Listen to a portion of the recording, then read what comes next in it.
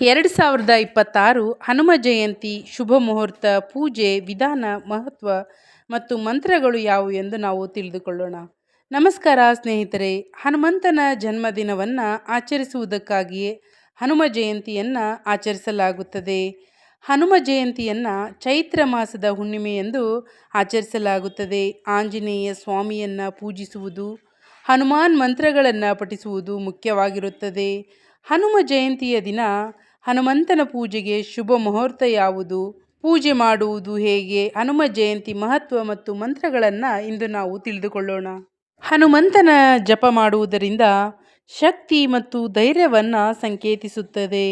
ಭಕ್ತಿ ನಿಷ್ಠೆಯ ರೂಪ, ನಕಾರಾತ್ಮಕ ಶಕ್ತಿಗಳಿಂದ ರಕ್ಷಣೆ, ಉತ್ತಮ ಆರೋಗ್ಯ, ಯಶಸ್ಸು ಕರುಣಿಸುತ್ತದೆ, ಅಡೆತಡೆಗಳಿಂದ ಮುಕ್ತಿಯನ್ನು ನೀಡುವುದು. ಹನುಮ ಜಯಂತಿಯ ದಿನಾಂಕ 2026 ಏಪ್ರಿಲ್ 2ರಂದು ಮುಂಜಾನೆ 6:10 7 ಗಂಟೆ 44 ಪೂಜೆ ಮಾಡುವ ಸಂದರ್ಭ. ಹನುಮಾನ್ ಜಯಂತಿ ಪೂಜೆಯನ್ನು ಸೂರ್ಯೋದಯದ ಸಮಯದಲ್ಲಿ ಮಾಡುವುದು ತುಂಬಾ ಒಳ್ಳೆಯದು. ಹನುಮ ಜಯಂತಿಯ ದಿನದಂದು ಸೂರ್ಯೋದಯಕ್ಕೆ ಮೊದಲು ಏಳಬೇಕು. ಪೂಜೆ ಇತ್ಯಾದಿಗಳಿಂದ ಶುದ್ಧರಾದ ಬಳಿಕ ಕೆಂಪು ಅಥವಾ ಕೇಸರಿ ಬಣ್ಣದ ಬಟ್ಟೆಯನ್ನು ಧರಿಸಿ. ಇದಾದ ನಂತರ ಪೂಜೆ ಮಾಡುವ ಸ್ಥಳವನ್ನು ಕ್ರಮಬದ್ಧವಾಗಿ ಸ್ವಚ್ಛಗೊಳಿಸಿ.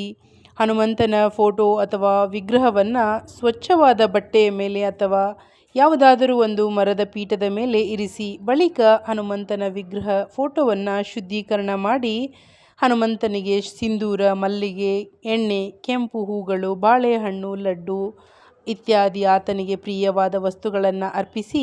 ಈ ದಿನ ನೀವು ಹನುಮಂತನಿಗೆ ತುಪ್ಪದ ದೀಪವನ್ನು ಹಚ್ಚಿಡಬೇಕು. ಹನುಮಂತನಿಗೆ ಧೂಪ ದೀಪಗಳಿಂದ ಪೂಜೆಯನ್ನು ಮಾಡಿದ ಬಳಿಕ ಪೂಜೆಯ ಕೊನೆಯಲ್ಲಿ ಆರತಿಯನ್ನು ಮಾಡಿ. ಈ ದಿನ ನಿಮಗೆ ಸಾಧ್ಯವಾದಷ್ಟು ಬಾರಿ ಹನುಮಾನ್ ಮಂತ್ರಗಳನ್ನು ಪಠಿಸಬೇಕು. ಹನುಮಂತನ ಭಕ್ತರು ಈ ದಿನ ಹನುಮಾನ್ ಮಂತ್ರಗಳನ್ನು ಮಾತ್ರವಲ್ಲ, ಹನುಮಾನ್ ಚಾಲಿಸವನ್ನು ಕೂಡ ನೀವು ಪಠಿಸಬೇಕು. ಹನುಮಾನ್ ಚಾಲಿಸವನ್ನು 11, 21 ಅಥವಾ 108 ಬಾರಿ ನೀವು ಪಠಿಸಬೇಕು. ಹನುಮಾನ್ ಮಂತ್ರಗಳನ್ನು ಭಕ್ತಿಯಿಂದ ಕೇಳಿಸಿಕೊಳ್ಳಿ. ಇದರಲ್ಲಿ ಯಾವುದಾದ್ರೂ ಒಂದನ್ನಾದರೂ ನೀವು ಜಪವನ್ನು ಮಾಡಿ. ಓಂ ಅಂಜನಿ ಸುತಾಯ ನಮಃ. ಓಂ ಹಂ ಹನುಮತೆ ನಮಃ. ಓಂ ಹನುಮತೆ ರುದ್ರಾತ್ಮಕಾಯ ನಮಃ. ಓಂ ಆಂಜನೇಯಾಯ ವಿದ್ಮಹೇ ವಾಯುಪುತ್ರಾಯ ಧೀಮಹಿ ತನ್ನೋ ಹನುಮಾನ್ ಪ್ರಚೋದಯಾತ್. ಅತುಲಿತ ಬಲಧಾಮ ಹೇಮಶೈಲಭಾದೇಹಂ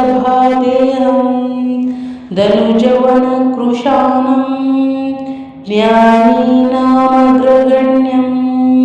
ಸಕಲ ಗುಣನಿಧಾನಂ ವಾನರಾಣಮಧೀಶಂ ರಘುಪತಿ ಪ್ರಿಯ ಭಕ್ತಂ ವಾತಜಾತಂ ನಮಾಮಿ. ಓಂ ಐಂ ಭ್ರೀಂ ಹನುಮತೆ ಶ್ರೀರಾಮದೂತಾಯ ನಮಃ. ಓಂ ಹಂ ಹನುಮತೆ ರುದ್ರಾತ್ಮಕಾಯ ಹುಂ ಫಟ್. ಹನುಮ ಜಯಂತಿಯ ದಿನ ಏನು ಮಾಡಬೇಕು, ಏನು ಮಾಡಬಾರದು ಎಂಬುದನ್ನು ಇವಾಗ ತಿಳಿದುಕೊಳ್ಳೋಣ. ಪ್ರಾಮಾಣಿಕವಾಗಿ ಉಪವಾಸ ವ್ರತವನ್ನು ಮಾಡಿ ಮಾಂಸಾಹಾರಿ ಆಹಾರ ಮದ್ಯವನ್ನು ತಪ್ಪಿಸಿ. ಹನುಮಾನ್ ಚಾಲೀಸ್, ಹನುಮಾನ್ ಮಂತ್ರಗಳನ್ನು ಪಠಿಸುವುದು, ಕೇಳಿಸಿಕೊಳ್ಳುವುದು, ಅತಿ ಹೆಚ್ಚು ಭಗವಂತನ ಜಪವನ್ನು ಮಾಡುವುದು ತುಂಬಾ ಮುಖ್ಯ. ಶುಭ ಸಮಯವನ್ನು ನೋಡಿಕೊಂಡು ನೀವು ಹನುಮಂತನ ದೇವಸ್ಥಾನಕ್ಕೆ ಭೇಟಿ ಮಾಡಿ. ರಾಹುಕಾಲದಲ್ಲಿ ಪೂಜೆ ಪ್ರಾರಂಭಿಸುವುದನ್ನು ತಪ್ಪಿಸಿ. ಪೂಜೆಗೆ ಕೊಟ್ಟಿರುವ ಶುಭ ಸಮಯವನ್ನು ನಿರ್ಲಕ್ಷಿಸಬೇಡಿ. ಸಂಜೆ ಮತ್ತೊಮ್ಮೆ ಹನುಮಂತನಿಗೆ ಆರತಿಯನ್ನು ಮಾಡಿ ಉಪವಾಸವನ್ನು ತ್ಯಜಿಸಿ. ಆ ಭಗವಂತ ಎಲ್ಲರಿಗೂ ಒಳ್ಳೆಯದನ್ನು ಮಾಡಲಿ. ಸರ್ವೇ ಜನ ಸುಖಿನೋ ಭವಂತು. ಓಂ ಅಂಜನಿ ಸುತಾಯ ನಮಃ. ಓಂ ಅಂಜನಿ ಸುತಾಯ ನಮಃ.